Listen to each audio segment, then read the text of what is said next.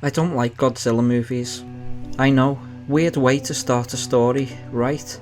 It seems so out of left field for the kind of stuff you find on websites like the ones I'm posting this on. Most people would start their stories with some kind of description of how they got in the mess they're in, or some ominous warning, but all I've got is the fact that I don't like movies about a radioactive dinosaur smashing cities. It's dumb, I know. See, the appeal of monster movies, if I had to describe it, is how impossible people think they are. According to accepted scientific law, animals that big simply can't exist on land because they collapse under their own weight. I think Neil deGrasse Tyson said that once. Something along those lines. I don't know, I'm not big on science. Never managed more than a passing grade in the subject in any school. But what I do know is that these people are full of shit. And I'm about to explain why. I remember the whole incident pretty fucking vividly for something that happened, I don't know, 2 or 3 years ago. The actual date is fuzzy, though even if I had the date, I wouldn't give it out. I'm not going to tell you where this happened either, but I'll describe the location as vaguely as I can manage without making it pointless. I live in a small rural town. It gets really hot in the summer, really cold in the winter, and ever since 1924, we've had 10-minute earthquakes every 10 years. It's just kind of an accepted fact of the place at this point. Residents like to joke and call it Shakesville, so we'll call it that for now. Anyone who lives here will know what I'm talking about. And for your sake, and everyone's, do not say anything about where Shakesville actually is. Anyway, I've lived in Shakesville my entire life. I was born the day after one of those earthquakes, and we've never left since, aside from the odd vacation. It's a pretty nice place in all honesty. I have a job working a 9 to 5 at the local grocery store, pay my bills and just generally make a decent living. I'm not some massively creative person by any means. I just do what I need to do to get by, and remain content with what I've got. But I'd always wondered what caused these earthquakes. I'm sure anyone who's been in this town for more than 10 years has wondered that. In fact, no, I know it. We'd always talk about it after school, because we all had this weird feeling that it wasn't something natural. After all, they always happened on the same date, at the same time of day, and lasted for the same amount of time. Some kid named Jimmy, he was the weird one. He always said it was because there was something beneath the earth, a species of mole people that burrow through the earth every 10 years or something like that. We all laughed it off, said it sounded ridiculous. Looking back, I almost wish it was that simple. It's happened 3 times in my life. The quakes, I mean. Once when I was 9 years old, once when I was 19, and once when I was 29. The time when I was 19, I'd made a decision. I'd use the money I got from working at a local burger joint and get some equipment to figure out where the epicentre of the earthquakes was. I got a ruler, a high quality compass, a printer and some paper, a beefy calculator, and I got to work. I watched the clock intently. A guide written by an undergraduate studying geology lists the following instructions, and these are the ones I followed for those curious. 1. Measure the time that elapses between the arrival of the primary wave and the arrival of the secondary wave to the seismic stations. 2. Using the SP time, determine the epicentral distance of each station to the earthquake using a travel time curve. 3. Use a map and graphical compass to draw arcs of radii equal to the epicentral distances around each station. Where those arcs overlap, you may approximate your epicenter. I didn't manage to get a precise measurement. Maybe it was because I only had 10 minutes to do it. Maybe it was because it was my first time. Or maybe the instructions were bad. I don't know. I'm no geologist. But I did get a general direction. And the next day I called in sick, got some supplies and walked in that direction, out of town and into the woods surrounding it. I had the foresight to time my walk, 5 hours there and back in total. When you work at any kind of restaurant, you get used to standing on your feet all day, and looking back I'm incredibly grateful for this, because I don't know if I could have made it all the way out there if I wasn't used to being on my feet like 24/7. But after 2.5 hours about, I broke through the trees and found the weirdest thing I'd ever seen up to that point. It was some kind of rock formation in the middle of some kind of clearing, and it was huge. Like, it was so big that it could have been mistaken for a football stadium from really high up. I didn't even bother trying to walk around it, but something didn't seem right about it. For one thing, it was made of a bunch of jagged rocks that almost looked like canines. You know, the little fangs everyone has on the upper and lower lines of teeth. Run your tongue across your teeth, and if you feel little fangs, that's them. Some looked chipped, others didn't, but they were arranged into a circle, or maybe an oval. The way they were angled gave me the impression it could be either or, but the weirdest part is when I went over to it and managed to get a peek between them. All I saw was a hole. By this point, I decided that it was something to do with these rocks. Specifically what though? That's what was confusing me. I made a personal note to come back here a few hours before the quakes happened again in 10 years, and then I went home. Things just kinda went along as normal. In the 10 years between then and the next quakes, I quit my job, found a new one, got hooked up with a girl I knew in high school, broke up with her after I caught her cheating on me, and moved into the house I own today. And every passing day inched me closer to it. I have to admit, I was kind of excited.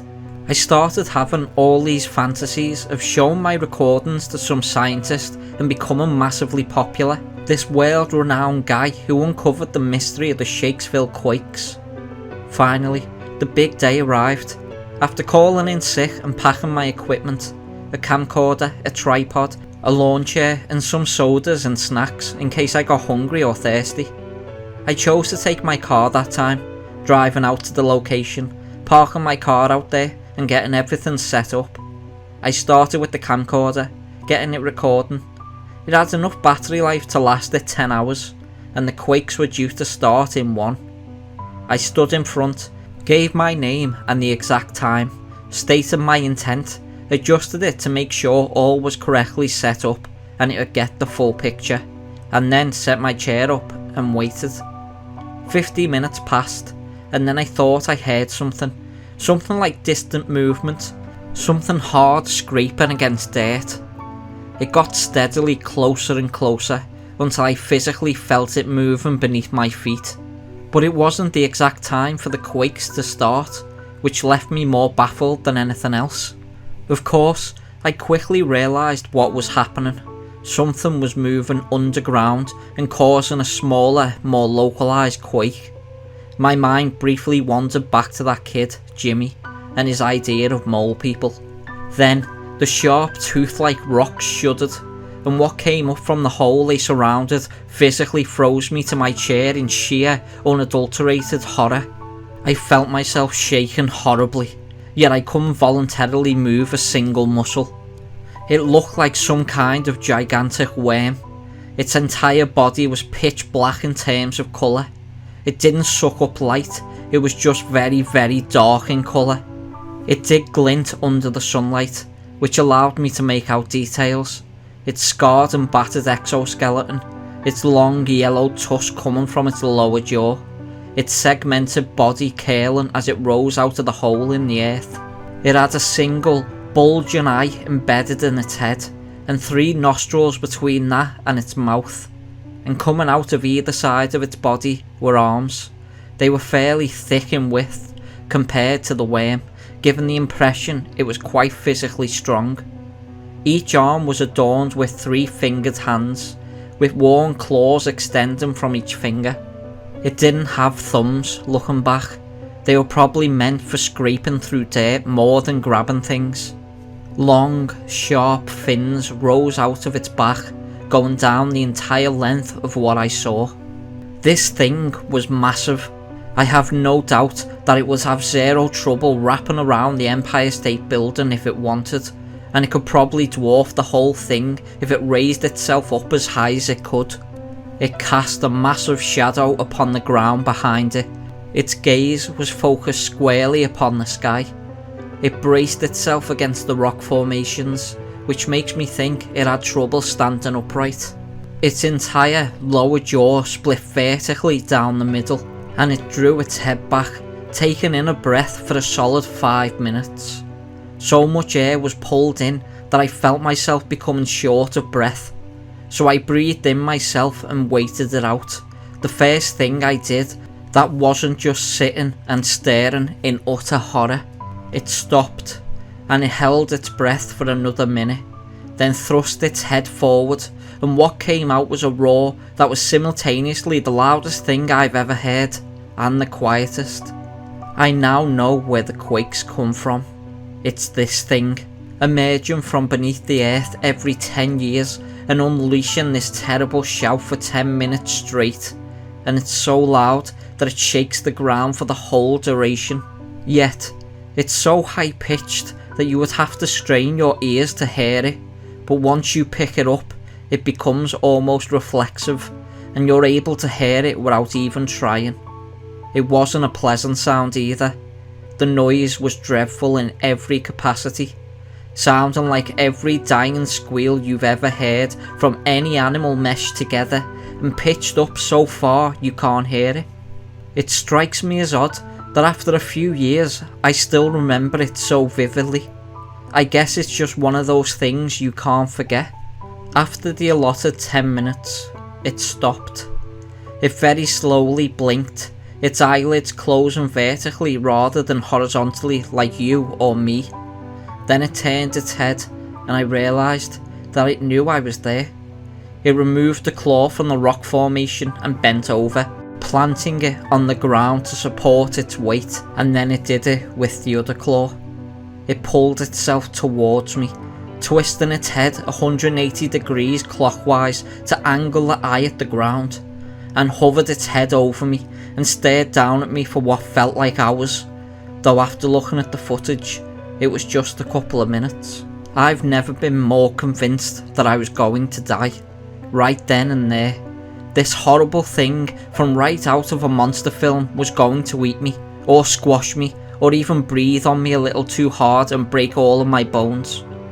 If I ran, I would most certainly die, so I stayed put, hoping and praying to whatever God existed that this thing would decide to spare me. It eventually began to go back, rotating its head into the default position as it used its claws to push itself back toward the hole. It climbed back in, once more using its claws to brace itself against the formation.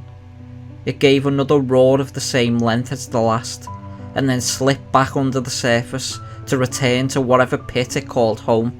I sat there for an hour or so as I regained my ability to move. Once I did, I very shakily got up, turned off the camcorder, got everything packed back up, wolfed down some snacks, and then went home. I didn't sleep that night. How could I? I just witnessed something horrible, something I couldn't forget if I tried. I attended a local church the next morning. I've never been a religious fellow, but I needed to feel there was someone out there better than that thing, something that could give me an ounce of security. It hadn't killed me.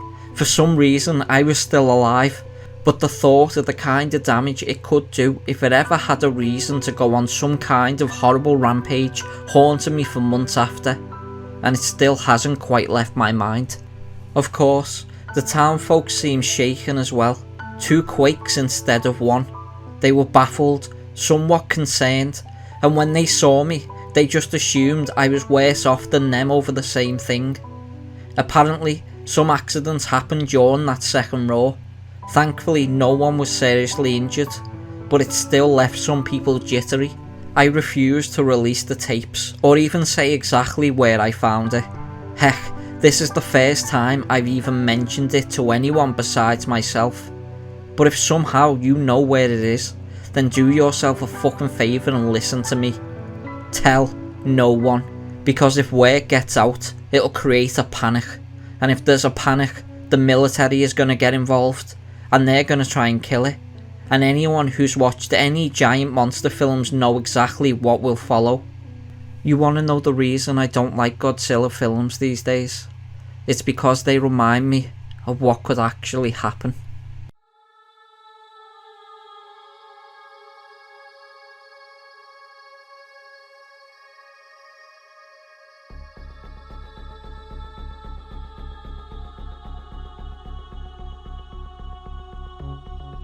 Thank you for watching today's video, and if you liked what you hear, please consider subscribing, leaving a like and a comment.